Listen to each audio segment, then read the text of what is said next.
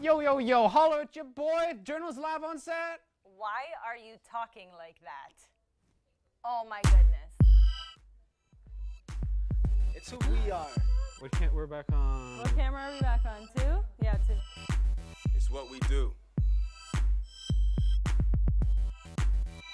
It's how we do it. Get ready. We are the Journal.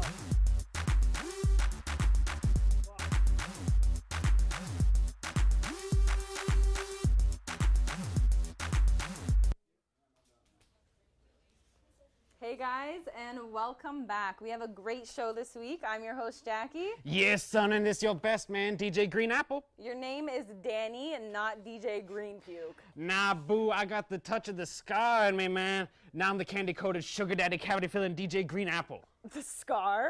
Yeah! Shout out to my boy Blingbird, original Jewish gangster. Oh my gosh. Anyways, let's take a look at these next documentaries. Brat!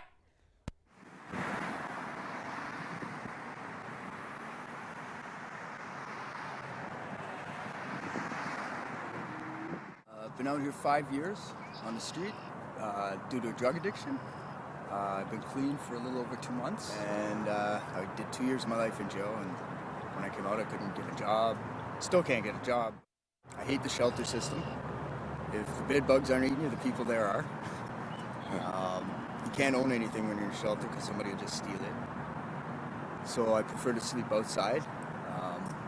For a while I was down the creek just down the street here. I wanted to get housing, but no one really wants to give me housing. So what am I going to do?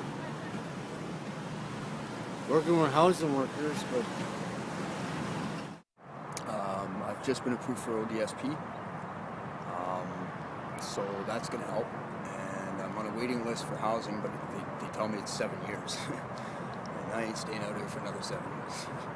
Like I'm on ODSP because of my injury on my hand. I got my own cell phone. It says slow phone, right? My mom passed away, and I didn't find out until about 4 or 5 months after she was dead and buried. And I never got to tell her sorry for the argument I had with her before I lost contact with her. So when they finally found me, that opened my eyes, and I went to rehab. So that's basically in a nutshell how I got out here. It's the alcohol that's me. I don't know. It's the alcohol that's me. I knew it was going to happen because my biological mother, she died from cirrhosis of the liver from alcoholism. I don't know. I just lost everything. Now I'm out of control. This is better than doing the bad things. Just collecting alcohol bottles, cans, and beer bottles. There's 2.1 billion of these disposed of in the province of Ontario in 1 year. And at least 10 cents a piece, there's $200 million out there every year in just beer bottles and alcohol bottles.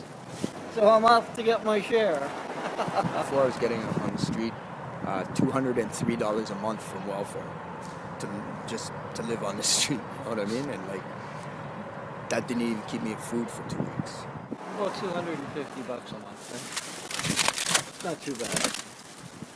250 and 10 cents.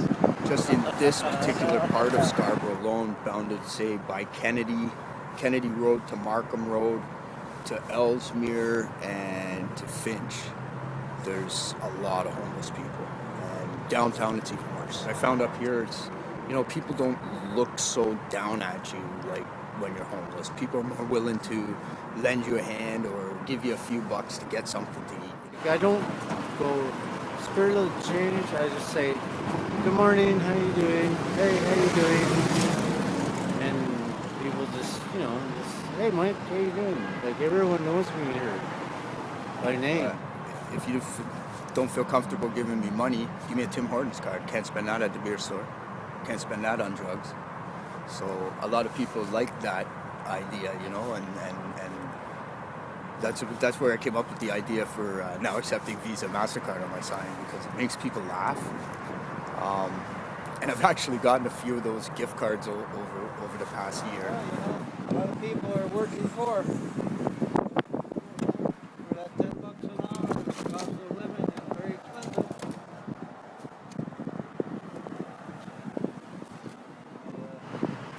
Give us respect, man. Because we're out here, and, you know what I mean? Just give us respect.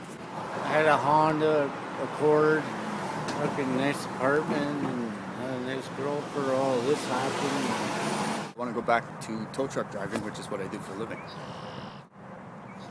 That's my immediate future plans. Get a place and get back to work, man. That's... that would be the best. The novel that I'm working on is a classic heroine story based in modern times with a sci-fi fantasy twist. I can smell the sweet syrups and brown sugars melting and fusing together as the cinnamon buns begin to bake at the small kiosk by the escalator. I imagine the caramel hues bleeding the delectable colors of its beautiful aroma. The scent provocatively calls me over, and the flavors in the air begin to shimmy across my palate, teasing me. I need one. It is a savory pastry art, and I enjoy art. I walk towards the kiosk and create a clacking noise that commands the attention of everyone I pass. I don't break my visual on the kiosk, but I know everyone stops to look up at me. I've been around long enough to anticipate your next move before you've even thought of it. And as I approach the cash, my walk becomes more of a predatorial strut. My hips begin dancing in the air with each step forward, and my shoulders begin rowing my way closer to the line. For hundreds of thousands of years, my body has been trained to know what it wants. I reach my final bound and exhale slowly and deeply. My name is Nadia, and I'm 26 years old, and right now I'm a commercial insurance broker. But I've always been a writer. Ever since I could remember, I've stapled 2 pieces of paper together and I've made a story. And what I really want to do is further that and develop that into a career, and I think I can do that. I'm going to do that. In 2008, I graduated Ryerson University with a Bachelor of Arts in Contemporary Studies, which had a focus in diversity and equity, and a minor in politics, which has nothing to do with commercial insurance.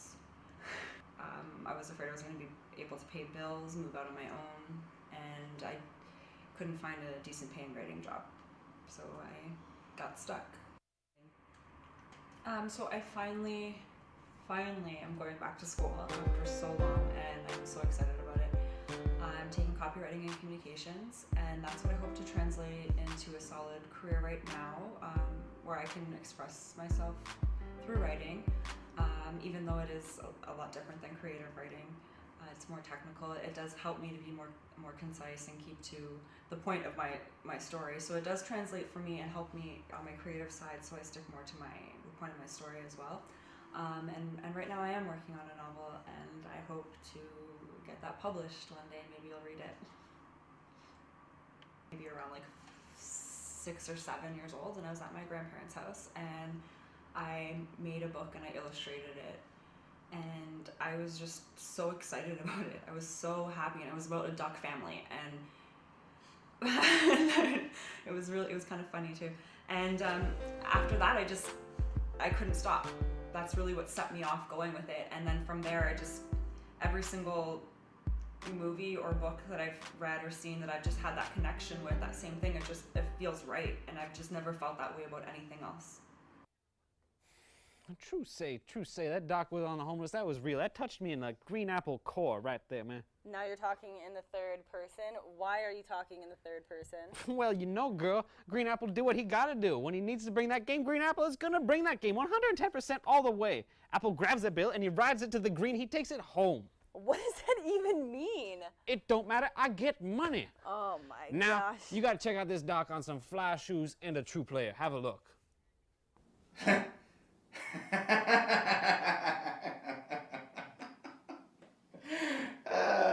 Tell me you have the tape.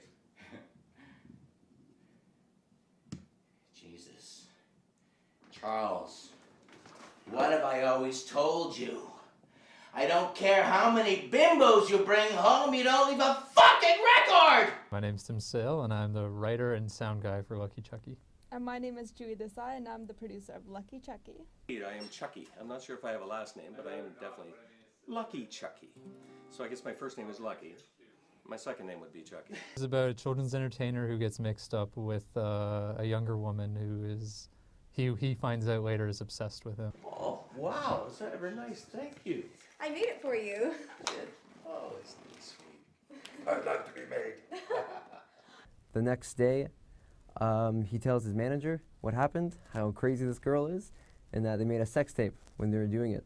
She was crazy, Charlie, crazy. Yeah, but she was crazy for me. And the manager flips out, says it's a really bad idea that could damage their whole careers. I'm not the murderer.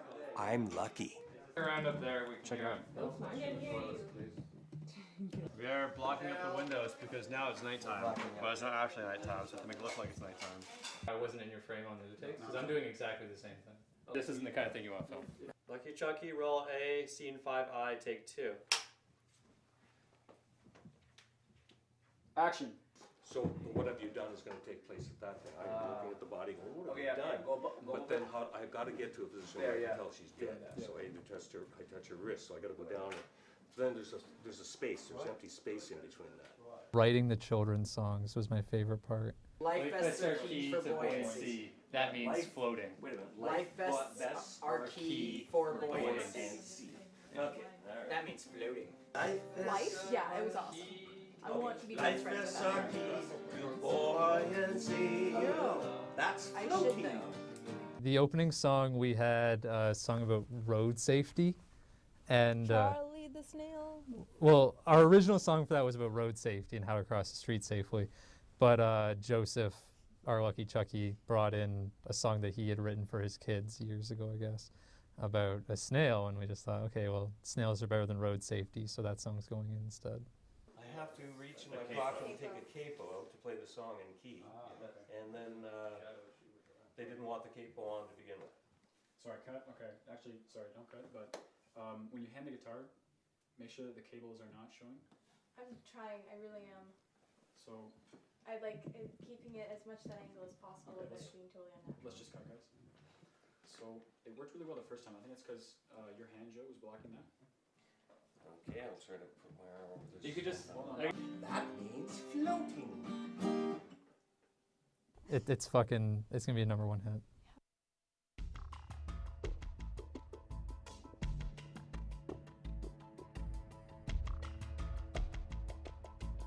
Well, a sneakerhead is someone who has a very strong passion for collecting shoes, as the world calls them kicks. A lot of these generally be shoes from Nike, Jordan Brand, even Reebok, Adidas. People will do whatever it takes to get the kicks that they want. And being a sneakerhead can be either collecting the most hype shoes out there or just something that they generally like. Alright, so these are the Nike SB Jedis, released in 2004 with the silver box here. So you got your khaki brown here, you got your little dark green around the edges, you got your neon stitching, your neon laces, and you can't forget the classic cross lace at the tip of the shoe, which is like most Nike SB collectors do with their kicks now. The Nike SB C&Ks, you got your amplimeter here with the C&K logo on it. You got C&K on the bottom of the sole. You even got the wavelengths on the side. I think that's nice. Woo! That's some nice shit on the side here. One of the main things I look for is comfort, because if I'm going to buy shoes, I buy them to wear them. I don't really just collect them and keep them dusty. I like to actually buy the kicks so I can wear them. I'm not one of those guys who really wants to just collect shoes for the sake of collecting them.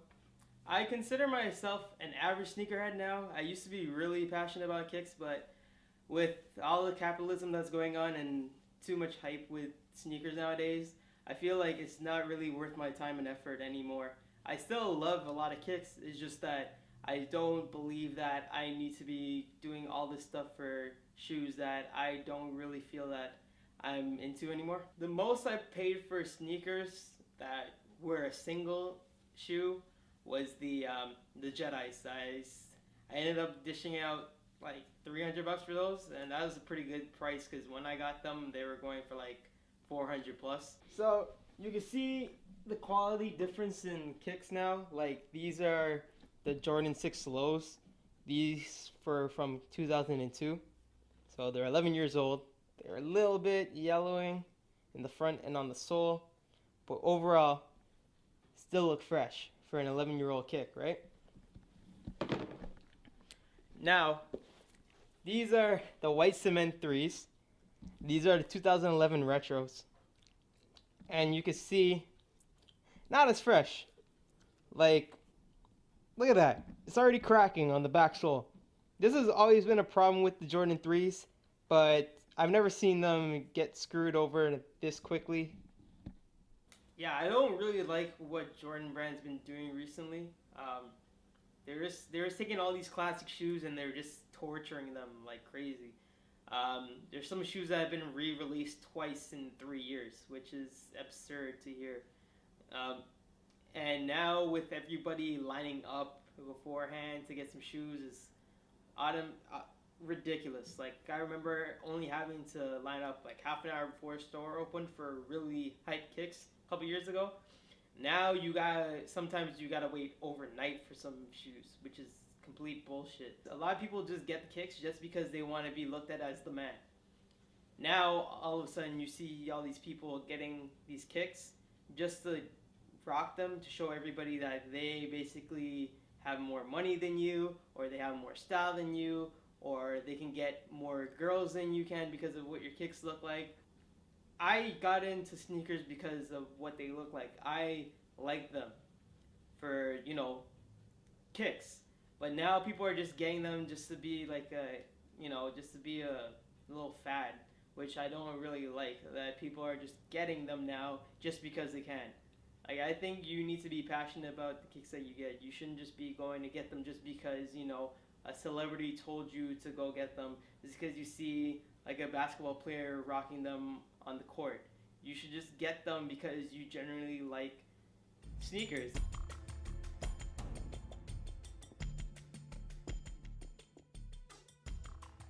Whoa, whoa, whoa, whoa, Oh, those Jedi are crazy slick. I know, that guy has more sneakers than I do.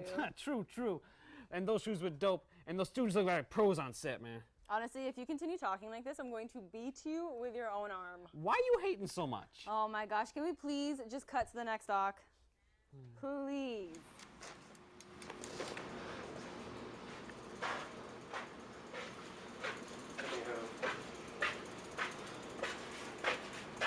I got a flat tire. Super flat tire. I just got it. Damn. I mean, this tire was old anyway. It was like worn in here.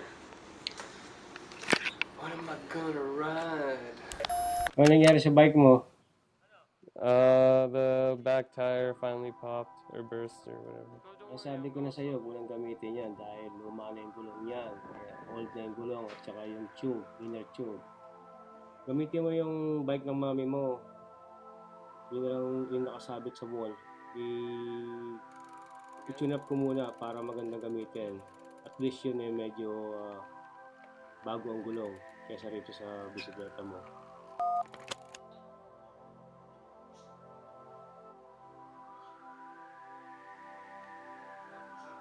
Hi there, my name is Dabu. Ang hilig ko talaga ay bisikleta. Lalo na yung road bike o tutawagin sa Pilipinas ay racer bike. Nung bata pa ako, like a teenager, I used to have a mini racer. They call it mini racer in the Philippines. I love it so much, even though ang mga spare parts ko hindi ganong high technology. It's okay lang sa akin kasi talagang passion ko yan.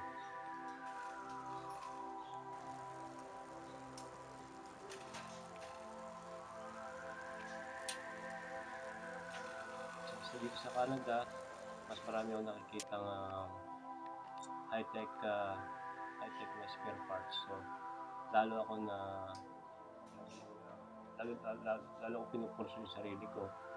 Saka especially sa mga may pamilya ko, sa mga bata, gusto kong maging team din sila sa pagbabike dahil exercise to, saka portion nila yun hanggang sa dating yung they grow old.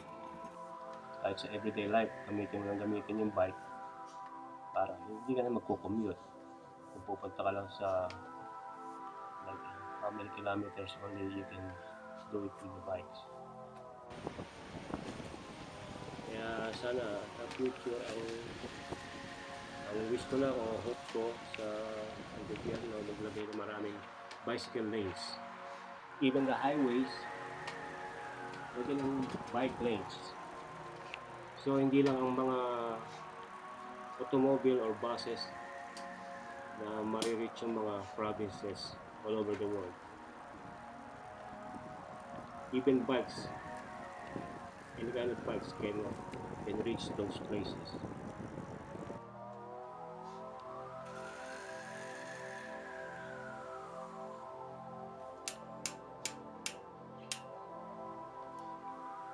Okay, for everybody, have a good day, have a good night.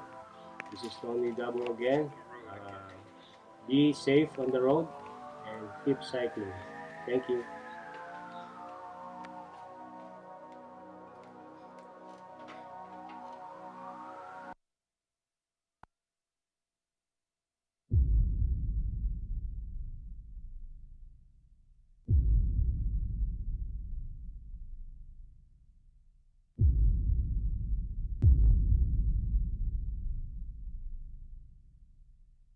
I'm Rodrigo Cerda, I'm 19 years old, and I collect comics.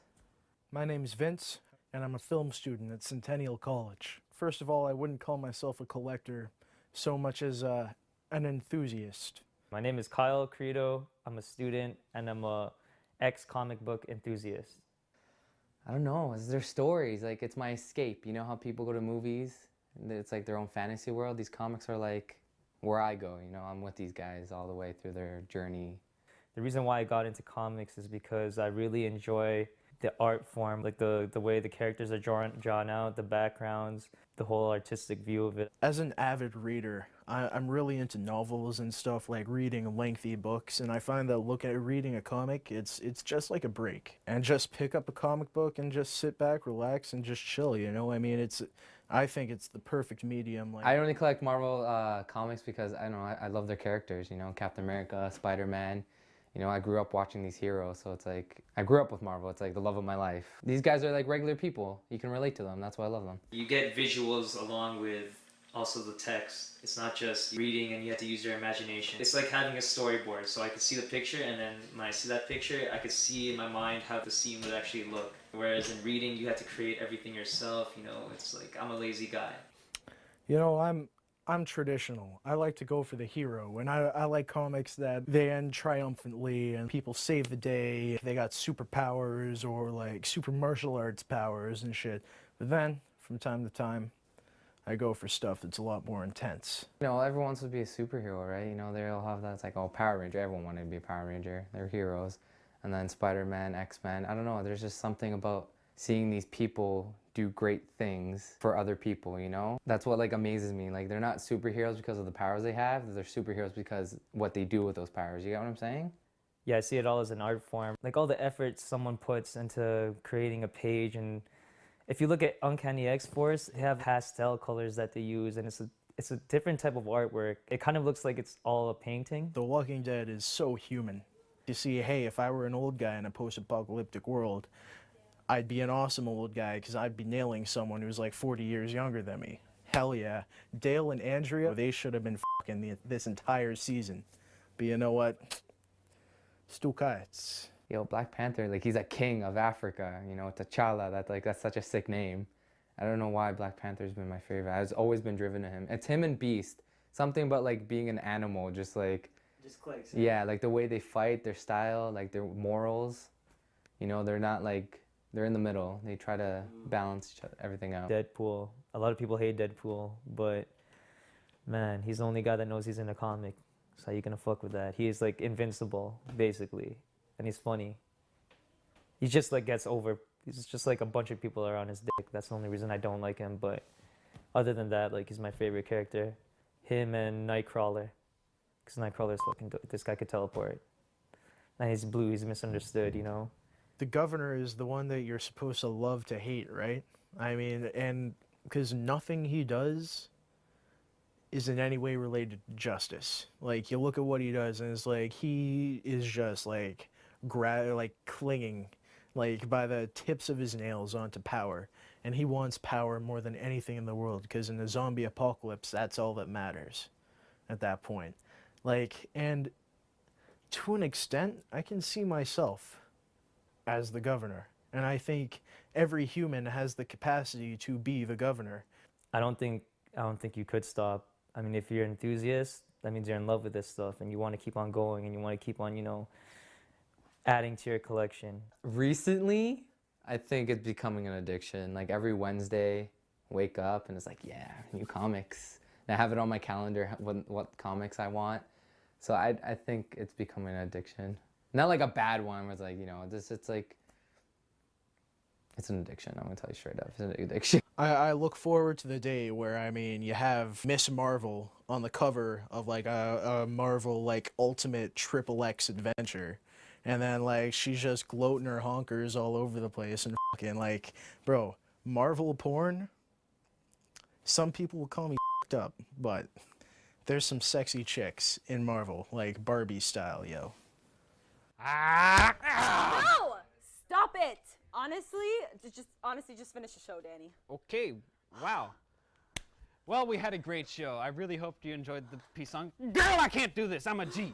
I got the scar flow in my blood. I'm hood. DJ Khaled based that song on me. I'm the duffel bag boy. You go hard in the pain. You, sir, are a lost cause. Yeah, you hear that? She called me sir. That's respect. Oh my God, that's all the time we have for today. Remember to tune in next week for more documentaries. Don't forget to check out Centennial on demand for more journal episodes. See you next week, guys. Peace out.